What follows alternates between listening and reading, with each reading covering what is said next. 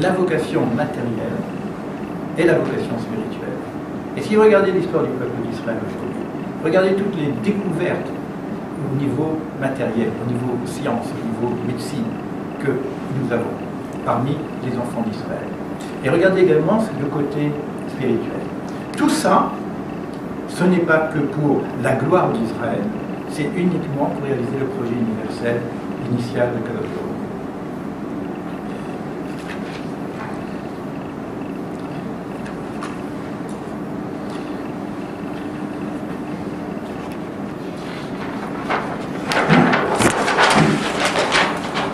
La première création, c'est la lumière. Comprendre quelque chose, c'est mettre de la lumière.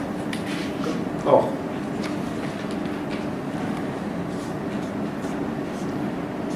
la lumière s'écrit comme ça. Un A, un S, un VAV et un Resh.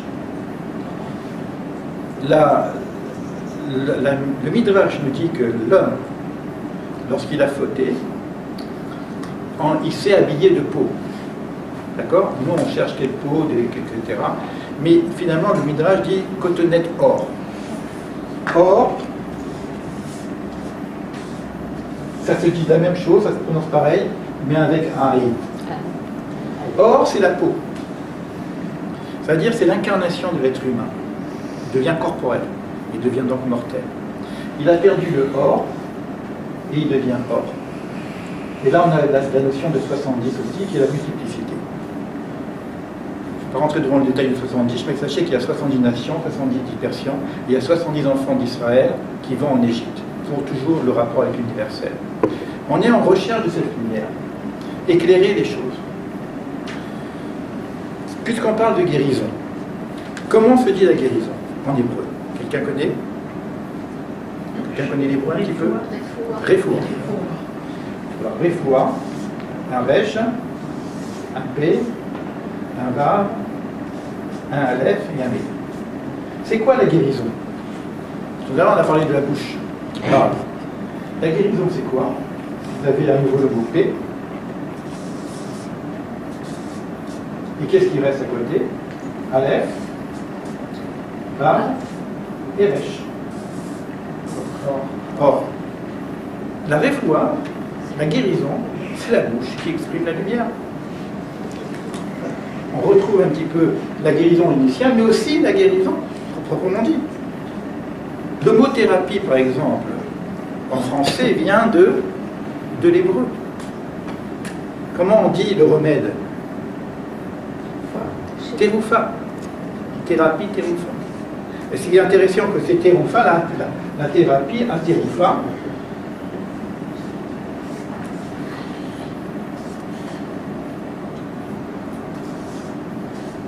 Ça, c'est la thérapie, c'est la même racine. Vous voyez, thérapie, teroufa. Mais ça veut dire quoi, teroufa? Vous allez voir encore ici le mot P, la bouche, et vous avez Torah. Torah.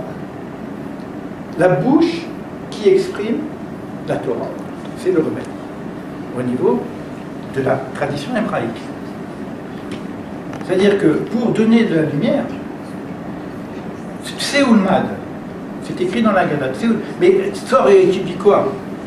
Ben, il nous raconte l'histoire de la Bible. C'est là maintenant qu'il faut qu'on comprenne que dans l'histoire biblique, il y a tout le sens de l'histoire de l'humanité. Manitou dit on cherche le sens de l'histoire, mais la Bible, c'est l'histoire du sens.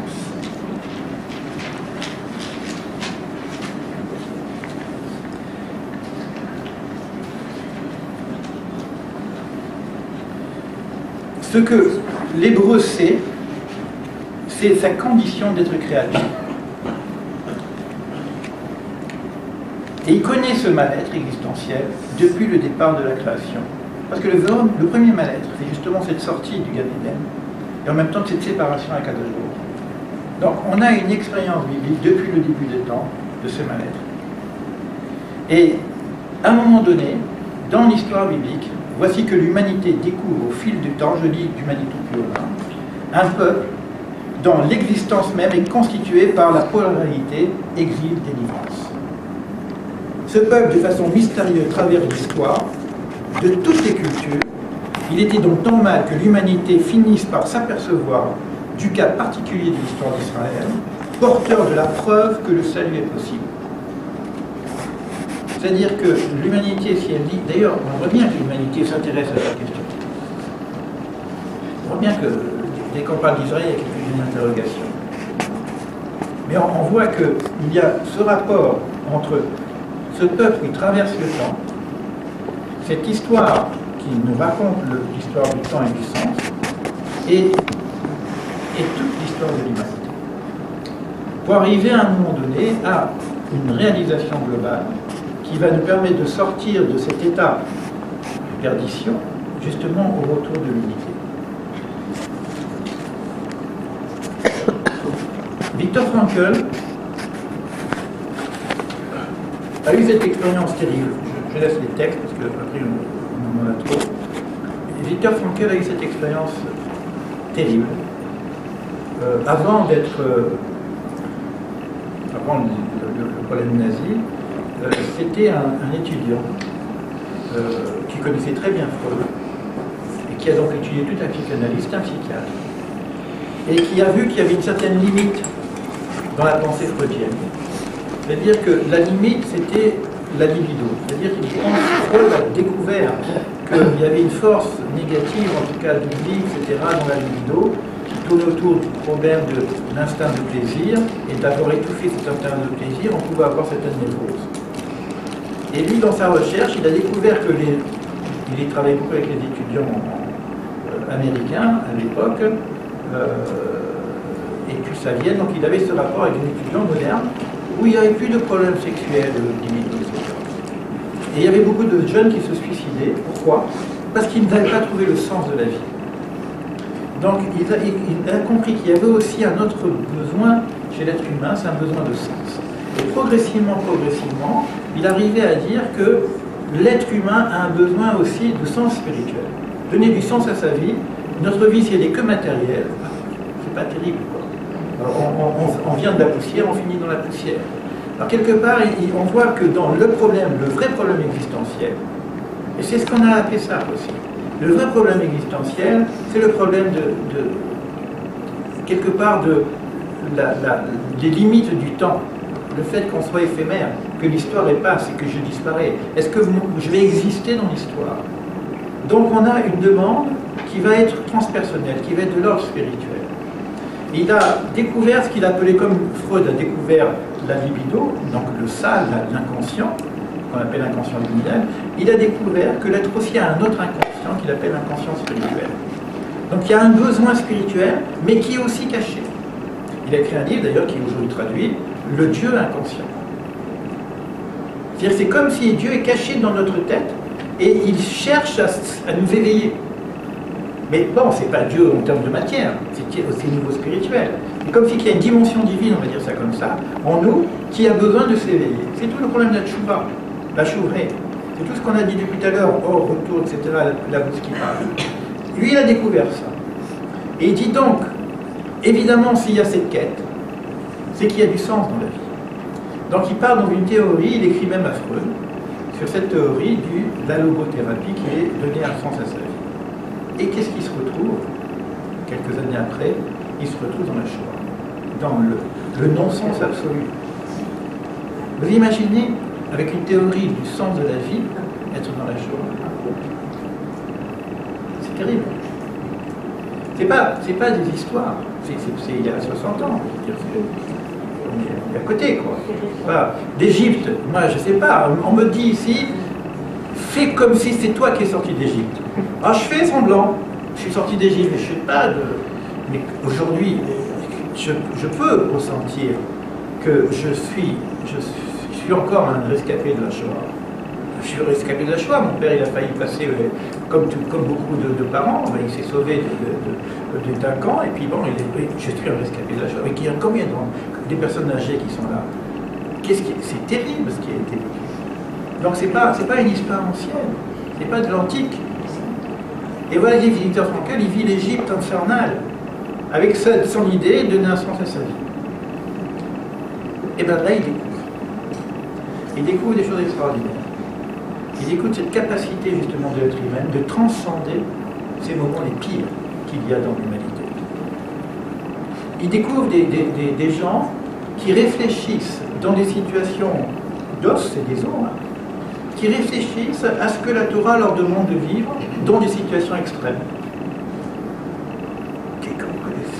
À quoi tu penses? Qu'est-ce qu'on va faire? C'est Pessah. Il y a un livre qui s'appelle Judaïsme dans la tourmente, où c'est toutes les questions rabbiniques qui sont posées à l'intérieur des camps.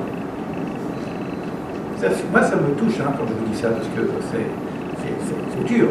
C'est dur, parce qu'à un moment donné, je ne comprends pas qu'on puisse réfléchir à ça. Ils savent qu'ils sont tout nus, et ils savent où ils vont. On les met tout nus, et ils vont en chambre à gaz. Et les rabbins disent, qu'est-ce qu'on fait? On va mourir.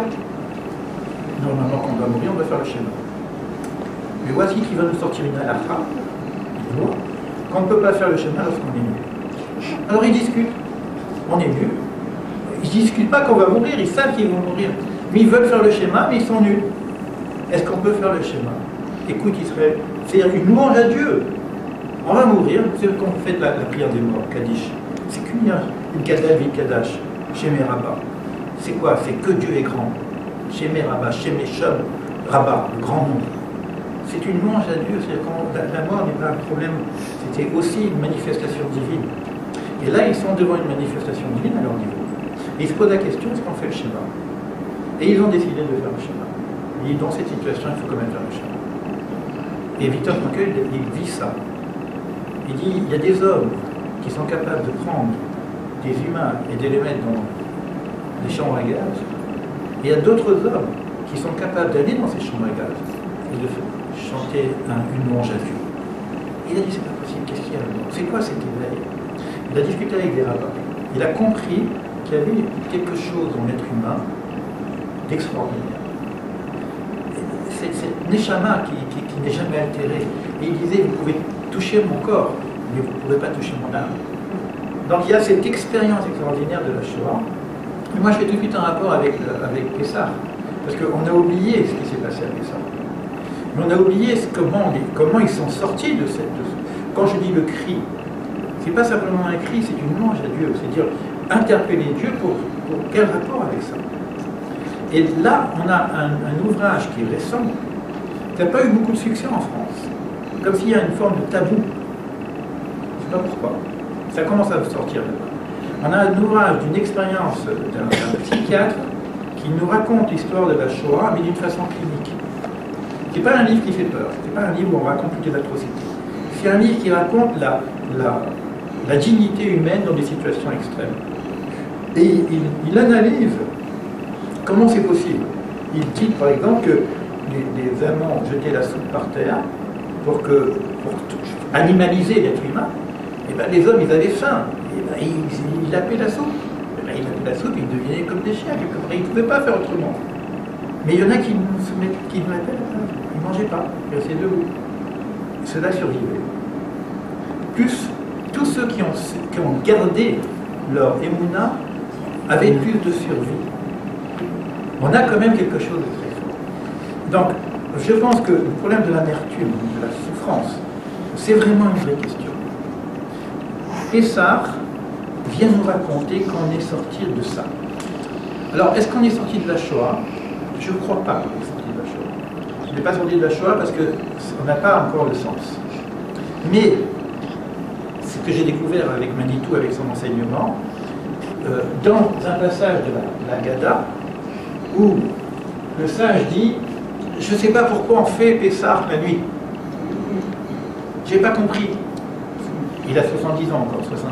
Pourquoi on fait la nuit, c'est le rapport avec l'exil. C'est le brouillard. On devrait faire la nuit de la Pessah, la libération, quand on est libéré.